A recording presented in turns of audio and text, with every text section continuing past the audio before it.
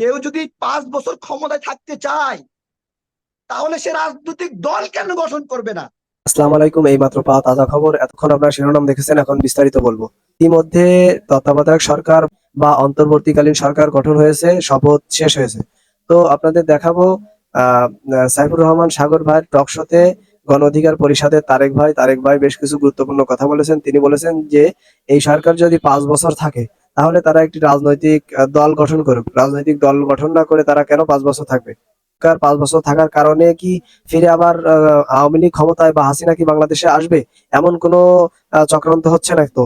এই বিষয়ে বেশ কিছু গুরুত্বপূর্ণ কথা বলেছেন এবং বলেছেন যে বাংলাদেশের প্রত্যেকটা মানে আনাচি কানাচি এবং প্রত্যেকটা দল নিয়ন্ত্রণ করে ভারতের এজেন্ট র। তো এই বিষয়ে বেশ কিছু গুরুত্বপূর্ণ কথা বলেছেন গণ অধিকার পরিষদের নেতা তারেক রহমানের ভিডিও আপনারা দেখলে বুঝতে পারবেন। তো বেশি কথা বলবো না, চলুন তারেক রহমান কি বলেছেন শুনে আসি। বলেন, কারো যদি 5 বছর ক্ষমতায় থাকার শখ জাগে, he should form a political party and fight, get support from people and form a government for 5 years. ওকে, কোনো নির্বাচন ছাড়াই স্বপ্ন দেখবো 5 বছর ধরে আমি থাকবো। এই 5 বছরে যদি শেখ হাসিনাকে নিয়ে আসার কোনো উদ্দেশ্য বাস্তবায়ন করা হয়, এর জবাব, এর কোনো গ্যারান্টি কেউ দিতে পারবে? এই নিরাপত্তা কেউ দিতে পারবে? বলেন। ইন্ডিয়ান 19,000 স্টাফ এখানে ফাংশন করতেছে, আমরা কেউ নিরাপদ না। প্রত্যেকটি দলকে নিয়ন্ত্রণ করে এই ইন্ডিয়ান র। আমাদের ভীত হওয়ার কারণ আছে, আতঙ্কিত হওয়ার কারণ আছে। হ্যাঁ, ওই সেনাবাহিনীর হেলিকপ্টারে করে ধুতি পরা লোক, সাদা ধুতি পরা লোকদেরকে সেফ জায়গায় নেওয়া হয়েছে। তাহলে কি ওই ওই সেনাবাহিনীর যে পাইলটটা ছিল ওই ইন্ডিয়ান এজেন্ট ছিল?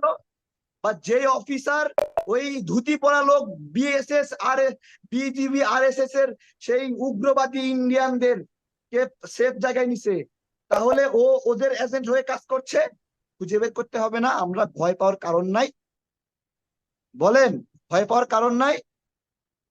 সাধারণ ছাত্রদের সাথে সাধারণ মানুষ মারা গেছে, কিন্তু এটা এটা গণনায় নিতে হবে, গণনায় নিতে হবে। অসংখ্য রাজনৈতিক কর্মী মারা গেছে, অসংখ্য রাজনৈতিক কর্মী মারা গেছে, জীবন দিয়েছে। আপনি রাজনৈতিক কর্মীদেরকে অবজ্ঞা করে বলবেন যে ক্ষমতায় যাওয়ার জন্য লাফালাফি করছে? They deserve the power. Begum Khaleda Zia deserve power, deserve করে। তার বিরুদ্ধে নিউজ হয়েছে যে ইন্ডিয়ার পিঠে খালেদার চাবুক। আমরা এমন একজনকে চাই যে ইন্ডিয়া বিরোধী। কোন ইন্ডিয়ান দালালকে নতুন করে আর ক্ষমতায় দেখতে চাই না। ইন্ডিয়ার শক্তিতেই তো শেখ হাসিনা এত বড় গণহত্যা চালিয়েছে, ইন্ডিয়ার শক্তিতে চালিয়েছে। এবং সে যে একজন ইন্ডিয়ার দালাল, সে হেলিকপ্টারে করে সে ইন্ডিয়াতেই গিয়ে প্রমাণ করেছে সে একজন ইন্ডিয়ার দালাল। ইন্ডিয়ার একটা পোশাক কুকুর ছিল সে, জাস্ট পোশাক কুকুর, যার বাংলাদেশের নাগরিকদের প্রতি কোনো মায়া নাই, ঘৃণা করে। নাগরিকদেরকে সে রাজাকার বলছে।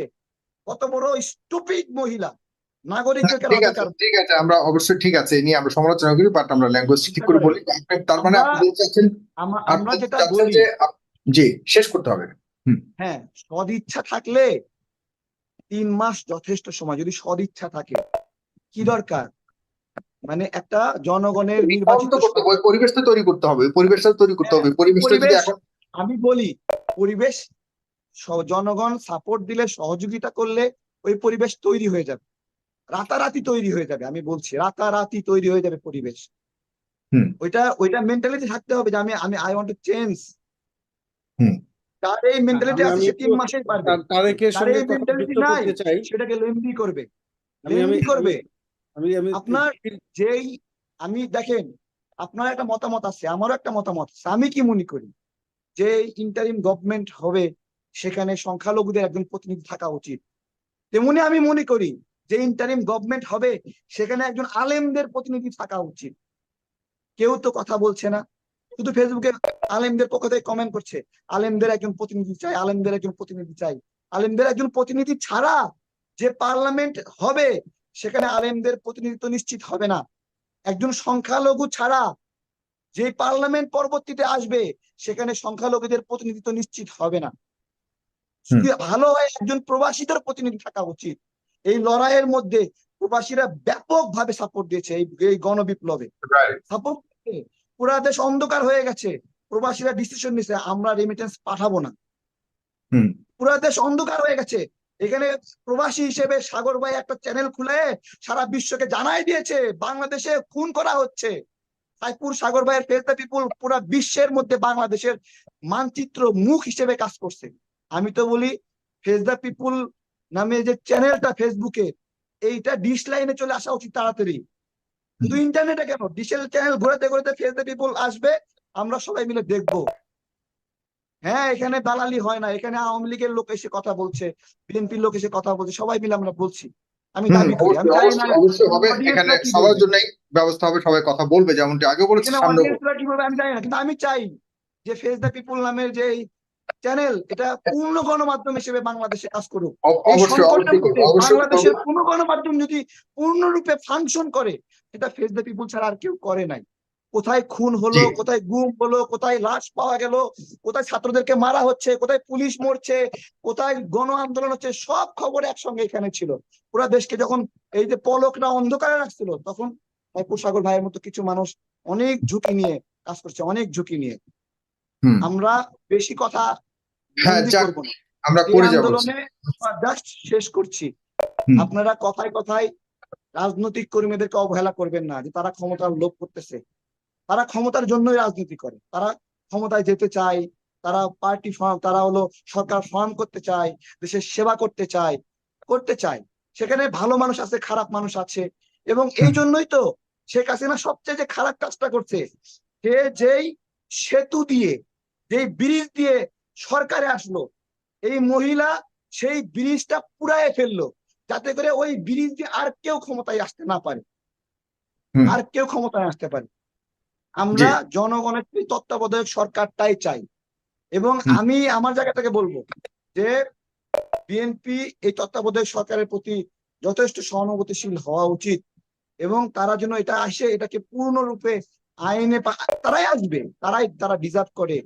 যারা এই আন্দোলন সফল করেছে তারাই ডিজার্ভ করে ক্ষমতায় আসার জন্য, তারাই। এবং এটা জনগণ একটা ফর্মাল ওয়েতে ভোট দিবে, তাদেরকে ম্যান্ডেট দিয়ে দিবে, তারা এসে রিফর্ম করবে। আপনি 3 বছর পরে বিএনপি কে অ্যাকসেপ্ট করতে পারবেন, 3 মাস পরে কেন করতে পারবেন? এতক্ষণ আপনার ধৈর্য সহকারে পুরো ভিডিও দেখেছেন। পুরো ভিডিও দেখে আপনার কাছে কেমন লেগেছে? তারেক রহমানের কথাগুলো শুনেছেন, এবং টক শোতে অন্য অন্য যারা ছিলেন দর্শকরা বা অন্য যারা টক শো করেছেন তারা কথা বলেছেন, সেই কথাগুলো শুনেছেন, শুনে আপনাদের কাছে কেমন লেগেছে? এবং তারেকের এই কথাগুলো আপনারা আসলে খুবই আশা করি খুবই গুরুত্ব সহকারে দেখেছেন এবং শুনেছেন। শুনে আপনাদের কাছে কেমন লেগেছে অবশ্যই কমেন্ট সেকশনে জানাবেন। এই ধরনের আলোচিত সমালোচিত ভাইরাল আপডেট এবং রাজনৈতিক বিশ্লেষণ নিউজ এবং লাইভ নিউজ সবার আগে দেখতে আমাদের চ্যানেলটি সাবস্ক্রাইব করে আমাদের পাশে থাকবেন। সবাই ভালো থাকবেন। আল্লাহ হাফেজ।